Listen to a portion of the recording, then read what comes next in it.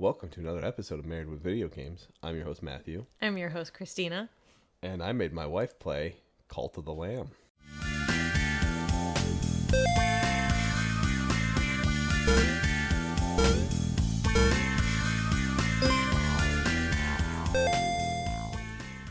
I got to start my own cult. She did. It was a solid month? Yeah, it grew outside of the bunny, the dog, myself, and Henry. It's now a whole bunch of wild woodland creatures. Pixelated characters. They reminded me of the Happy Tree friends or whatever, the forest, like the Christmas critters? Christmas critters, that's what they were. Chickadee. Yeah. Chickadee. Mm-hmm. From South And Park. then they all turn out to be Satan worshippers. They do. Why is our dog whimpering? Oh, because He wants a treat. Dog. Whatever, man. He's a butt. He is a butt. So, Cult of the Lamb. I feel like we played this because Game Ranks and Jake Baldino said that it was quite excellent. It was mostly okay. I think Falcon also said it was pretty good. It was pretty, yeah. Italian Stallion, do us a favor. Boost us up here. We'll do more video games if you give us a boost here. Come on our podcast. I don't know how to do things, but we can figure it out. We'll do a big old stream. We'll record it and everything. It'll be our first YouTube. Excellent. First YouTube. So you play as a lamb. You were saved by death by this ominous... The one who waits. The one who waits. And he has you build a cult to overthrow the quote-unquote false prophets who imprisoned this being, the one who waits. You gain followers, you build up a cult, and you gain powers as you undertake various trials. Yes, you gain his powers, and you have to take down the 4 bishops that imprisoned him. You are the last lamb in the world, and there's some prophecy. I may have started a new game in the office today, just to look things up. So this is all fresh in my mind. You're just looking at me like, how do you remember this? Yes. Okay, so you are literally the last lamb, and that would be... They're getting ready to sacrifice you so that the one who waits can never return, and he ends up saving you and giving you his powers. Yeah, you pretty much die, but he resurrects you, and then you kill everybody, and... Yes, and we played through that whole little opening area, and I looked at you, and I said, I'm going to kill all these guys, and then I'm going to take him on to become the god, aren't I? Mostly what happens. Yes. I don't know. That's Cult of the Lamb. It came out on August 11th, 2022. I think on every system. I know it's on Steam. I'm pretty sure it's on PlayStation and Xbox. And we played it on the Nintendo Switch. Yeah, we have feelings on that. I'm double checking where it came out at. Yep. Yes, everything. And what are our reviews looking like? So, the Metacritic for the Nintendo Switch version, which is what we played, is a 78 from critics. Mm-hmm. And a 4.8 from users. Yeah, that's probably about right. All of the complaints from users are the playability and how terrible it is. Did you happen to look at the other ones? I did. Okay. The Xbox Series X has an 89 from critics and a 7.0 from users. Still complaints about the playability? Yes, it was still a lot of bugs. But they wouldn't have the choppiness that the Switch had. Got it. Okay. No, it was a fair amount of bugs that I think there are still some, I'm sure. They fixed the big ones that we encountered. So in other words, this game could have used another year in the oven. Not a year, but probably 5 months. 3 to 6 months. Yeah. Yeah, probably. Like every other game these days. Buggy mess launches. Yes, for sure. Super annoying.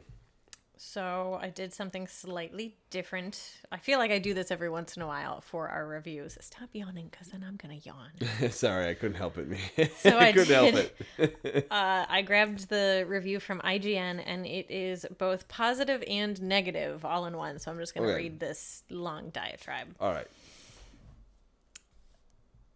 That's not to say the combat isn't fun in its own right. It's not overly complex with little more than a single attack button, a special, quote, curse power, and a dodge roll at your disposal, but each of those elements are honed to an effective edge. The dodge in particular is delightfully snappy, giving you a responsive way to evade the well-telegraphed attacks of enemies as you cut through rooms full of cultists and monsters alike. The different types of weapons, curses, and tarot cards tarot card based buffs you can find along the way can also help shake up each new outing as you work your way toward the end of the campaign. The one major drawback is that you are given a random weapon and curse at the start of each crusade, but unfortunately you have no control over which ones you'll see, and the possibilities are far from equal.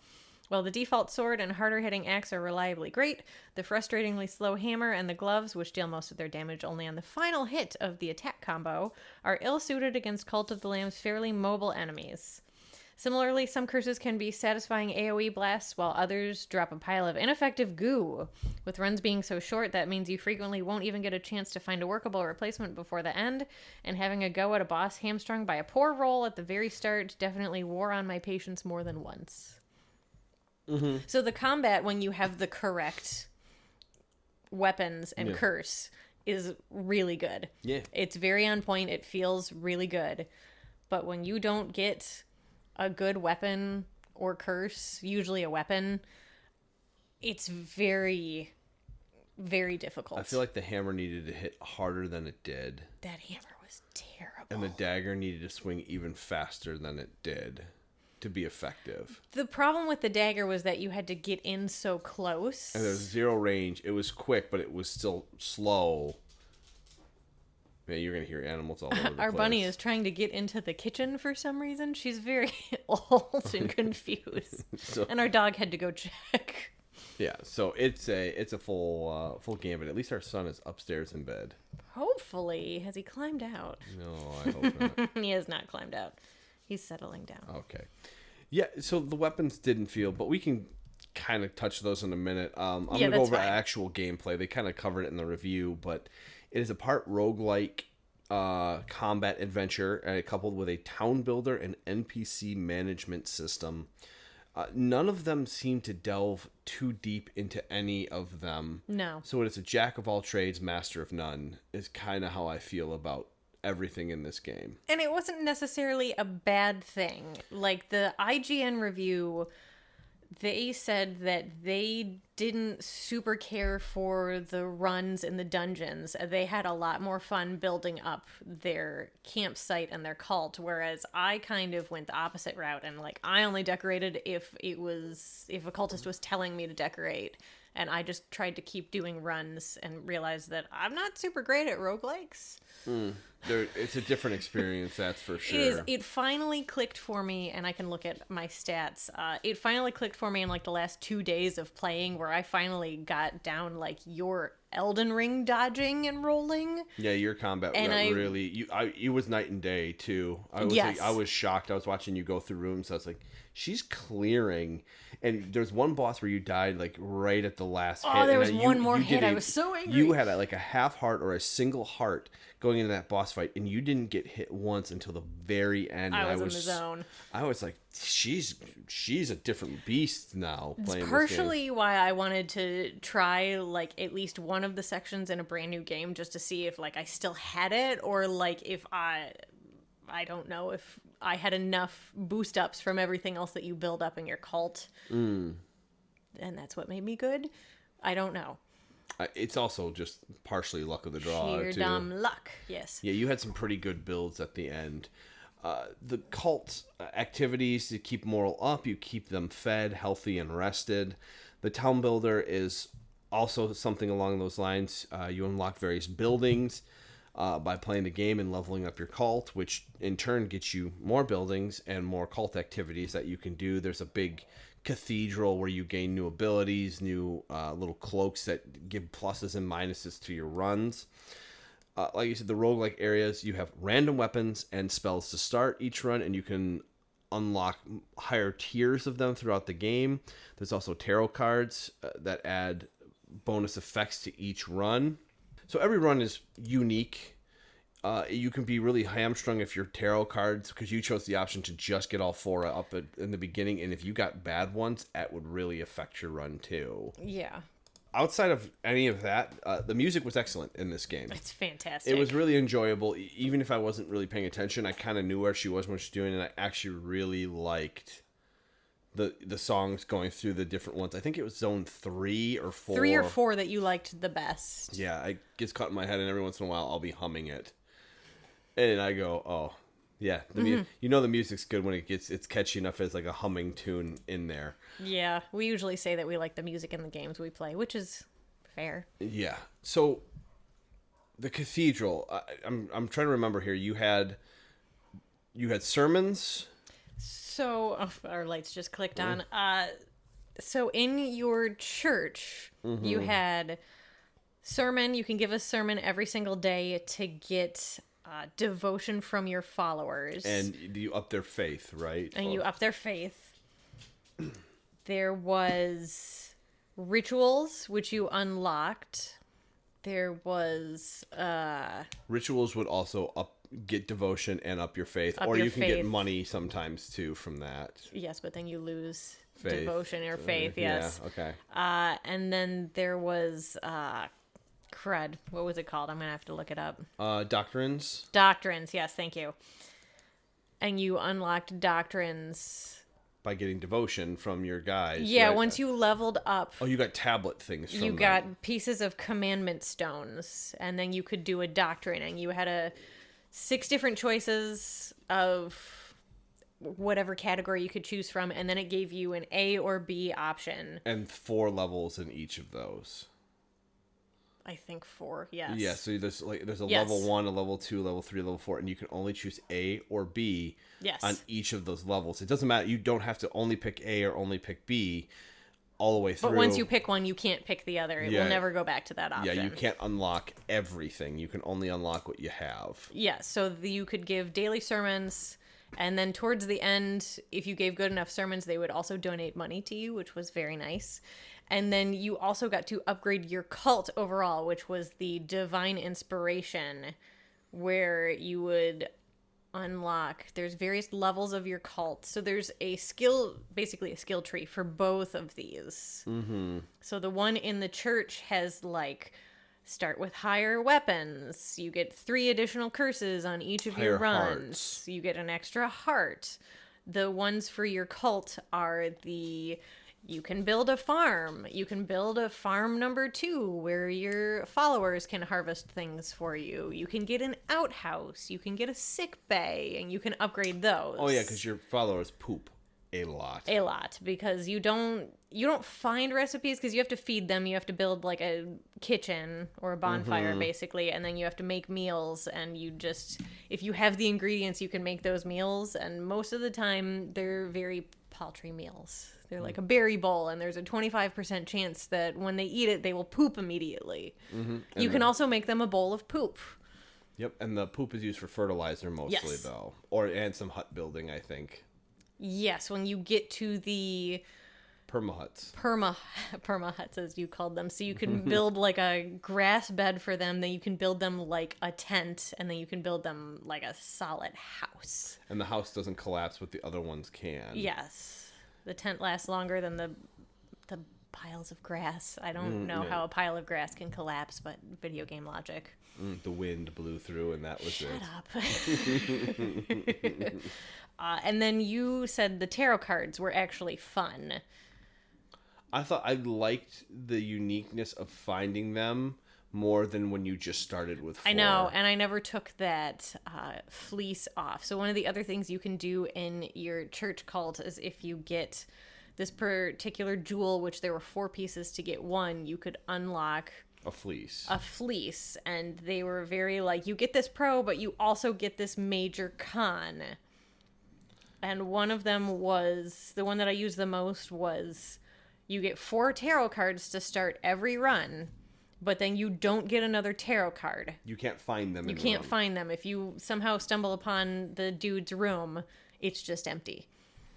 Yeah, it's a definite pro when you get really good cards to start, but you can get some really bad ones, and it just makes it's a detriment to your run. There weren't any terrible ones. But one of them was enemies drop fish. Yeah, there's a higher chance for enemies to drop fish. That was probably the most pointless one. Or if you don't have a good curse, the one that would be bad would be enemies drop 2 times the fervor to refill your curse. Yeah, if you're not really using it, it's kind of that's not helpful. Yeah, I mean, the best one you got generally was refill curse your fervor every room. That was a really good one. So I used my curse every single room because it refilled with every new room, which was great. It was nice. I had a really good run where it was your curses cost Less. half of what they normally do. You got one that deals them more damage, and it refilled Every room. And then I also had another run where I got 2 bonus blue hearts, and then also when you got health, you healed for twice as much. So I technically got 4 blue hearts for that one. There was a slight chance where you could get like an upgraded version. I'm doing air quotes again, like people can see me. Where like enemies drop 25% more fervor. It would be like upgraded to 50% more fervor. Or you deal, I think the card was usually like 1.25% more damage, and now it's like 1.5% more damage. And one time I got like a super rainbow one, and you were not home for it. So I could be making it up. And I believe it went from like 20% for something to like 80%. Oh, okay. I don't think it was damage negation, but it was something like kind of cool, but not necessary. Got it. I don't remember which one it was. I should look up a list of the tarot cards and I could figure it out. Yeah. Yeah. Tarot cards. I'm on it. I'm on IGN. The hearts. Oh, the ones that were like kind of okay were like you deal more damage if it's nighttime because there's day and night cycles as well. Twice the amount of hearts. Oh yeah, diseased hearts.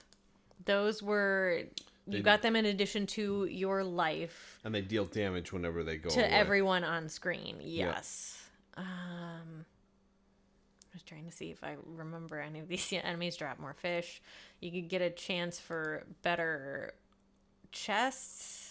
Was it this one? What is this one? Yeah, it was increase the curse attack damage rather than by 1.25. It was like by 4 or something. It was like insanely good. Well, that's really cool. Yes. So that was fun. What else did I have written down? Because I added to this. So we talked about kind of the types of weapons. So there were 5 different weapons that you had a chance to get. Daggers, swords, hammers, gauntlets, and axes. And the hammers I don't think unlocked until the 3rd world. There's 4 worlds. You didn't even need them.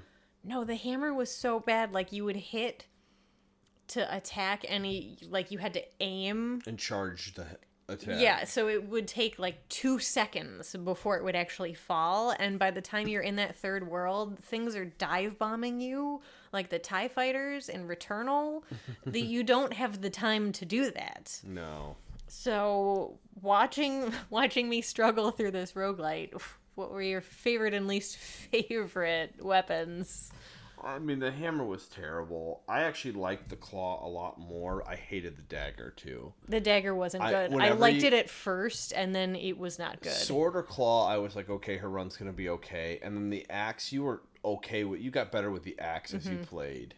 So, I mean, those were the fun. A hammer or dagger, I was like, I'm not even going to watch. It's going to be painful until she finds a weapon or just quits. Yeah, it was nice when I finally unlocked the ability where I could return back to the cult at any point in the run. You still lost some of what you gained, but it wasn't as much as if you died on the run. Yeah.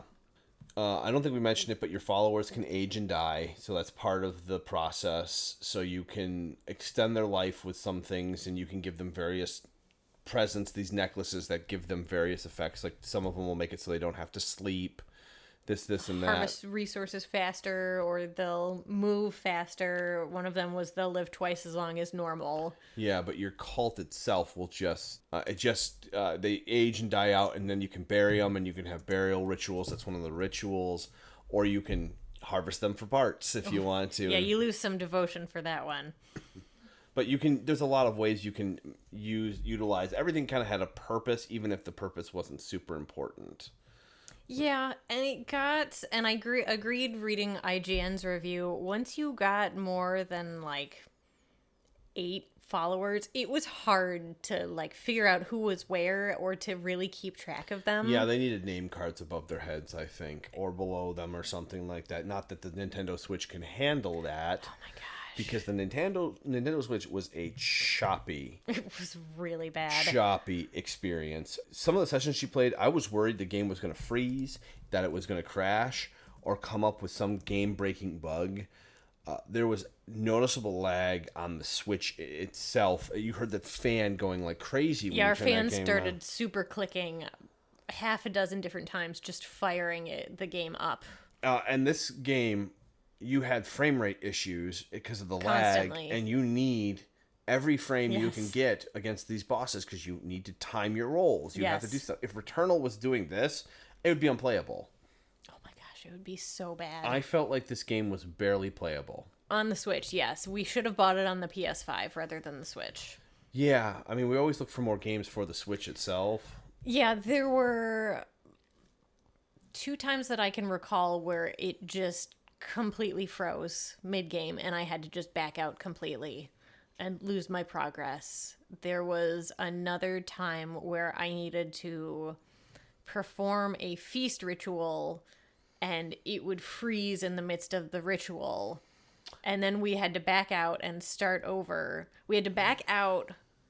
We didn't have to shut down completely for that, but we had to back out to the main menu and it would take you back into the game. And the feast ritual hadn't gone through, but it took all of the resources. That one happened. There was one, the other two I remember specifically is you had to perform a sacrificial ritual, but you couldn't because not all your members would join into the room. Yes, someone wanted to be sacrificed for the cult, but it only let me choose from 6 of like my 12 followers, and it was not one of those. And it wasn't one of those things where you could just back out and then go back in. It would pick different followers. No, it was the same followers. Yep. And then the other one was, I remember it didn't affect you, but I heard it affect some people, whereas if it logged in and it acted as if you had no members in your cult, even though you did, and it would treat it if you died and didn't recruit somebody, you would die. You would lose your whole game, even though you had members of your cult. Yeah, we got that one, and that freaked me out. I started up one night, and it was like sometimes you'll get missions from followers of things you have to do, and sometimes the game will just prompt you. And this one was, you need to find a follower within the next 2 days, or it is game over, irreversible. Yeah, but so that what happens is if you have no cult, you don't resurrect. You have to have a cult. So Yes. that's actually part of the game. So you have to have at least one member of your cult At all times, yeah. at all times. But what happens is in this game, well, the game decided that, well, you're not gonna. It just basically had a glitch that it just thought you had no members, and it Yes. wouldn't track your members until you recruited a member. Yep, thankfully in my game, I could just go up to where you choose from the 4 different dungeons, You bought a spider basically, and from the the spider. spider is usually selling you somebody, so I bought him, and it was fine. Our Nintendo Switch is a release day one. Yeah, we went to the midnight release to get Breath of the Wild, so it is, 5 years old, 6 years old, almost 5 years old. yeah, it's very old. It'll be 5 years old in November. The OLED Switch is not worth the upgrade because No. it's the same internals. Yeah. They need to come out with a new Yes. system, and they need to do it sooner than later. Our poor Switch. I mean, otherwise we're going to end up buying a Switch, and then they're going to come out with a new system the next year is what's going to happen. Yeah. So, I have 3 more things that I want to talk I know, about. please go through. So one mention was you have like different lands that you can go to as well that have like mini games. Oh, yeah, or like- side quests. Like the old cult follower that had the knuckle bones. Was Knuckle it? Bones. It's a dice game you could play that was actually addicting. That was really cool. That was fun. That's you would encounter people on your runs, and then they would be at this dude's place where you could fight them in Knuckle Bones, and then if you won against them, they gave you a new tarot card. Mm-hmm. So that was fun. There was the Solid Gold place that was all gold. Fishing minigame. Fishing mini game. The spore area. Yeah, the dude who was crazy for mushrooms. That was fun. Then you had the pirate captain and his whale. Yes. And I think that was it. Then I thought you had a little beach where there's some worshipers running around too, or was that at the fishing area? Oh, that was the fishing area. That was the lighthouse people. Got it. Yeah. Yes. I have 2 more complaints about this game, and then I'll give my stats, because I took a photo of my stats so everyone can know how bad I am at games like this. Okay. One of my complaints, just on the nights that I was just trying to like power through, was that some of the animations for doing things and not just lagging, they were just so long. So if you got like a commandment stone piece from leveling up one of your dudes, like you fly up into the air, pull out a book, shuffle through the book, get the piece of commandment stone, and then fall back down on the ground. It's like a 7-second thing. Like it just needs to be like a 2-second thing. Do it once and then don't have to do it again. Show it to me once. Like if you got like a decoration on a run, like you fly up into the air, you open up this book, then it opens up your inventory to show you where the thing is. And I'm doing all these gestures again, like everyone can see me. It was just too much. Mm-hmm. Do it once, or like do it once per land, and then that's it. Mm-hmm. I don't need all that. And then you and I complained a lot about the non-existent health drops. Yeah, the heart drop was awful. Finding any hearts on a run was really bad until you get to the point in your cult where you can create a demon circle and turn one of your followers into a demon. And then you can get upgraded versions of that where you can take 1, 2, or 3 demons with you on a run. Mm-hmm. One of each type of demon. So, like, one would do, like, a melee attack. One would do, like, an area of effect. One would do better health drops. One would do, like, better starting hearts. Another one would be, like, pick up more fervor. If you did one of them that did more starting hearts, they were actually like the temporarily permanent ones. So if you found more health along the way, you could actually refill those hearts. They weren't like the blue ghost hearts. Yeah. So once we figured that out, that kind of was better. Yeah, you had to find the right follower and the right buff, but it was there. All right, what are your stats? Okay, so my total playtime... And IGN, the review, they're like, I didn't need to play anymore after the 12 hours it took me to beat it. It took me 20 hours and 41 minutes. Mm-hmm. They also play games professionally. Mm-hmm. It took me 105 in-game days. I had 23 followers with 23 houses, and I died 36 times. That's not too bad. It's actually not as many times as I thought. I hit a plateau in the 3rd world where I could not beat that bishop at the end for like 12 runs. It was so bad. I don't even remember which one I it was. don't remember either, but I never... Was it the frog one? Yes.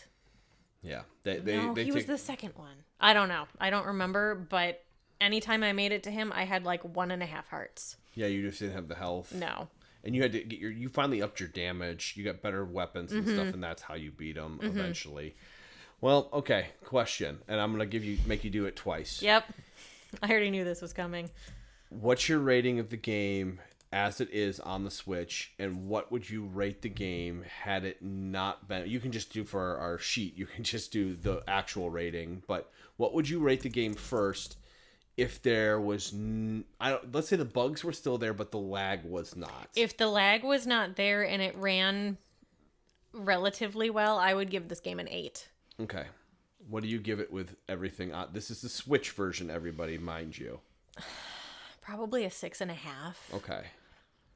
Like almost a 7, but some of those lags were like every time I got back from a run, especially if I brought followers that were demons, like there was still a glitch where like you pop back up from your teleportation area when you come back from a run, and it would like show you, but it would show your demon dudes like in front of you, and it was so glitchy that I always thought it was going to freeze there, and then I wouldn't have completed that run. Like I had panic attacks every time I finished. Every time you finish a run, like actually beat the run. Yeah, so Switch version 6.5. If you buy it anywhere else, 8. Like it's worth it. I'm going to give you 3 for me, but here's the reason why. The first one, I'll do the actual score without the lag, everything. I would probably give this game a 6. Oh. I would give this game, the way it is, a 3. And if I had to... So this is... Watching you play it was a 7. Okay. I would have hated to play this game. Really? This is my kind of game. and every single thing was lackluster to me. Yeah. There wasn't enough of fair. one thing for me, like my style of gaming. I like roguelites, but I don't want to do the other stuff if it's not involved. That is very fair. I felt like the layers were not there for me, and I really actually enjoyed watching you play it. But it's a 3 for me because of all the bugs. I drove me. I was having panic attacks. Yeah, you were getting very angry. I actually really liked watching you play this game. If I had to play it, I would have hated this game. It would have been a 3. Watching you play it, I give it a 7. IGN's review did say, like, if you're trying to compare it to other roguelikes, like, if you're trying to compare it to Hades or Dead Cells, like, you can't. It's Hades its and Dead own... Cells are so good. Yeah, it's its own little thing. It's like, if you want to dip your toes into a roguelike, I would say try this one first. It's kind of got, like, the Animal Crossing Stardew Valley-ness of, like, the cult builder. I felt like everything was done very lackluster to me personally. Like, they didn't go far enough in.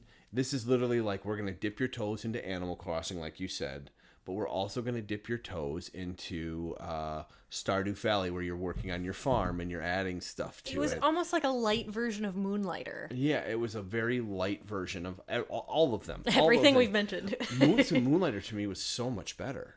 Moonlighter was much closer to Stardew Valley With the dungeon crawler. Yeah, and you just managed the shop. Yes. Yeah. I really, when I was watching you play this game, I went, there's not enough in terms of the mechanics of combat that would make me want to keep playing this. And then when I watch you do that, I'm like, there's not enough in the mechanics for the cult building. No. And the resource management was too much with too little involved. I don't know how... That sounds weird to say that. Yes, no, that makes sense. So the doctrines from the Commandment Stones, like, I wasn't even into the 4th world. And again, I'm very bad at this game, but I wasn't even into, like, the 4th dungeon, and I already had unlocked all of the doctrines. And they felt mediocre. I felt like all your upgrades were mediocre. I felt like you couldn't find enough health. But if you were good enough to not need the health later on, it was kind of like, okay, whatever at that point. You get so good that you don't need the health, but until you get to that point, you need the freaking health. You have some feelings on this game. I did not... You could not have played this game, but it was fun to watch. Yeah, if I had basically. bought... if we were not married, I was single, and I had bought this game based off the reviews, and I sat and played it, I would have been very mad at my purchase. Fair enough. It's not a full-priced game, though. No, it was what, 25? Yeah, it wasn't.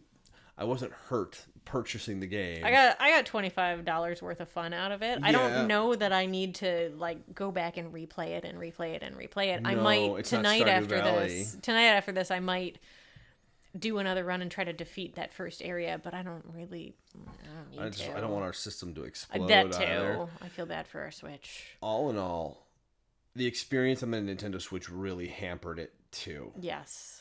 So yeah, just watching that game, watching all this stuff, if it was me, but watching you play was enjoyable because I like seeing you dive into this genre. I remember when you got big into Dead Cells and I watched you play a lot, I was like, can I try? Because, like, you make things look really fun. Yeah.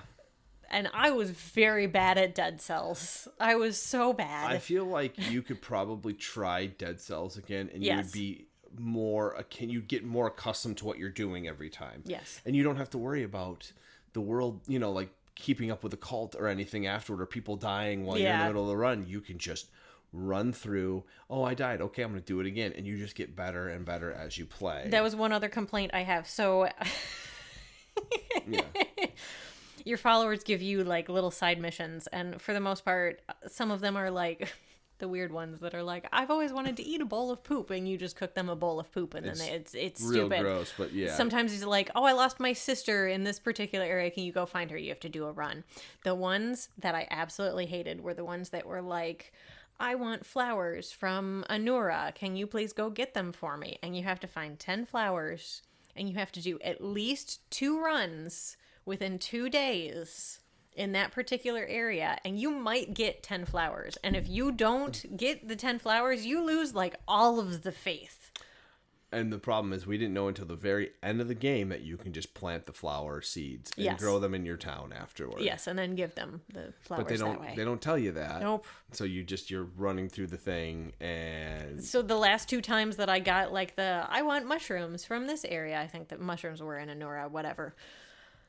I just told them no and just lost like 25 faith rather than the 40 faith that you lose if you fail the mission. I think it's out of 100. So you have 100 faith and it stays up, and then it goes down as you pass or fail things, and as they're satisfied or dissatisfied. Just as time goes on. Yeah, and you just have to do a sermon, you have to do a ritual, and it goes right back up. It's not hard. Like I said, it's very rudimentary, but it felt overcomplicated for the level that they were actually putting stuff in. Yeah, rudimentary, but also very complicated. There's too much going on at once. So just listening to the explanation makes it sound more like, when I was listening to you say it, I said, I understand what she's talking about because I saw it, but it sounds more complicated than it actually is. It's really not. When you look at it. When you're playing the game and you're looking at it, you go, this isn't that complicated. But when you describe it, it sounds like you're doing a layer after a layer, and it's really not that. It's not. It's very simplistic, laid out in front of you. If you have not played a roguelike, this is a good stepping stone. If you haven't played a village builder, this is a good stepping stone. If you haven't played a Animal Crossing, like where you have to take care of your villagers in different ways, I guess you could play this. it's none of these things yet. It's all of these things. Mm-hmm.